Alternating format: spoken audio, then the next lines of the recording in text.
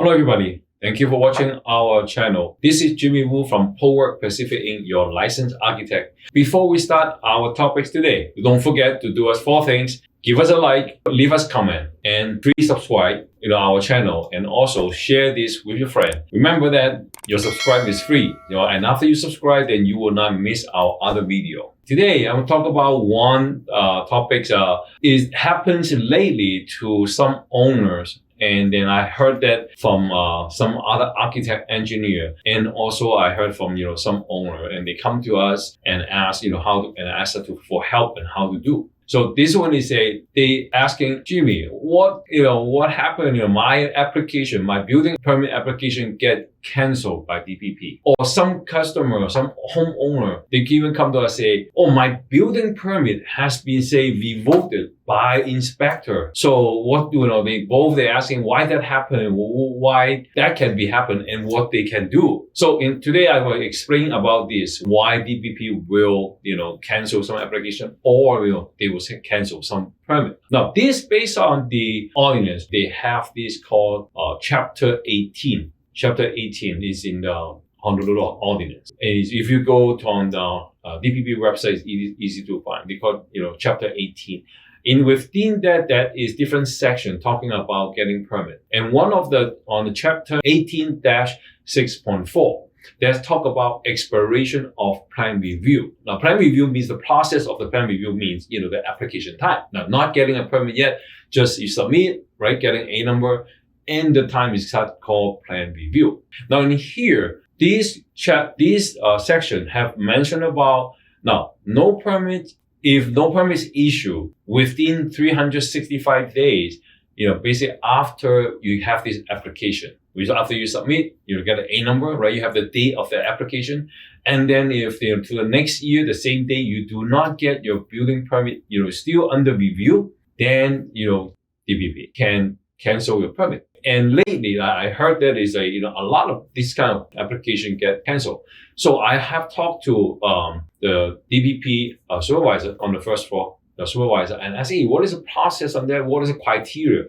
How how will DPP determine to cancel a permit? So basically, they say 65 days after you get a number. And also another criteria, another condition is if they find your application has been inactive for more than 90 days. Okay, DPP also a chance to cancel an application.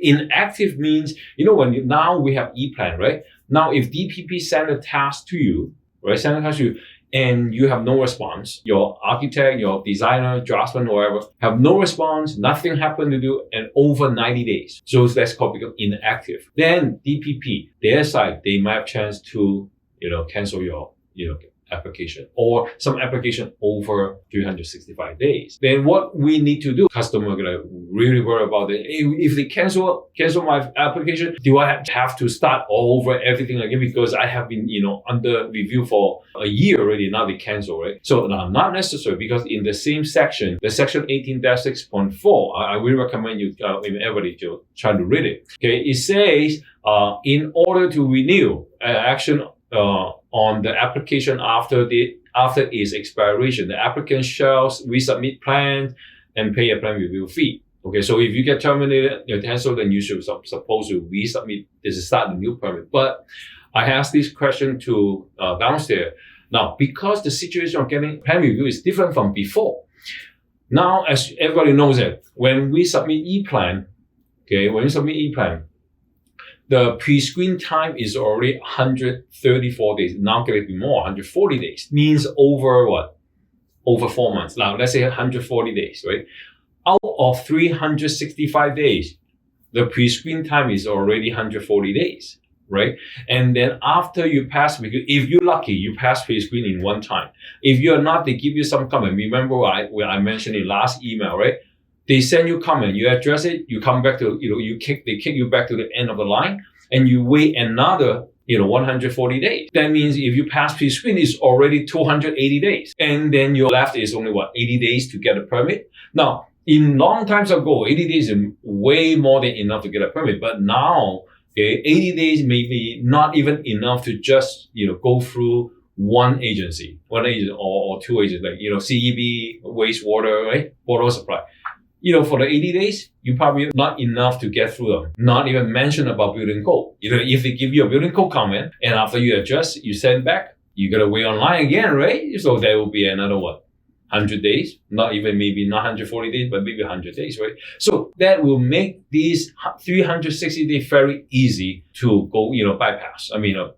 Expire or over this 365 days. And in fact, we have so many applications like that. If your application by any reason, terminated, canceled by DPP, okay, and you find that, no, because most of the time we're doing is, it's not because of our part, because of the E-plan, backlog. Okay, then now what you should do is you should go down to DPP or write email or write letter to first floor to explain, give the reason why you're taking so long. Okay, could be because DPP backlog. Now, if you believe there's a DPP backlog, then you have to indicate that. You got to indicate that, that what day we submit, we get the A number, but we're not getting pre-screen finished by, certain day. So then they have to, from DPP side, they have to review that and they can remove those days from your application because this is not our fault, not your fault because their backlog, make the application take a long time, right? Also, if you submit back, let's say when you submit a task back to DPP and also because of the backlog, they cannot handle it, on time. They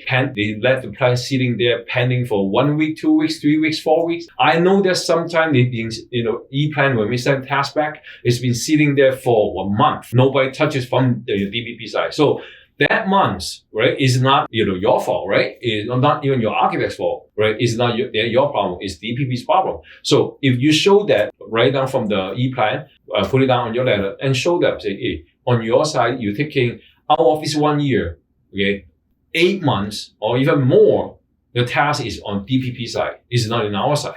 If you can show them, right, your part, your work, your architect actually, every time get comment, we work it out fast, then this is a good reason to ask DPP to reinstate your application.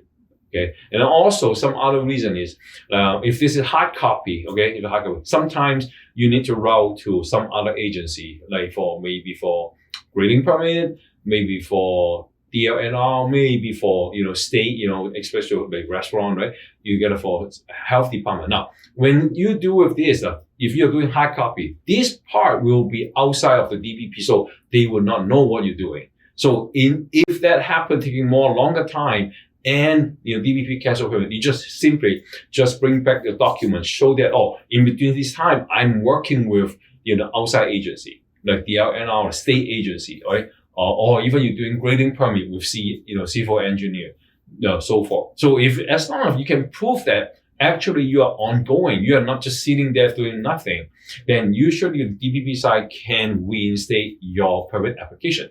So this is the one for application. If you get canceled, what you can do for that. Second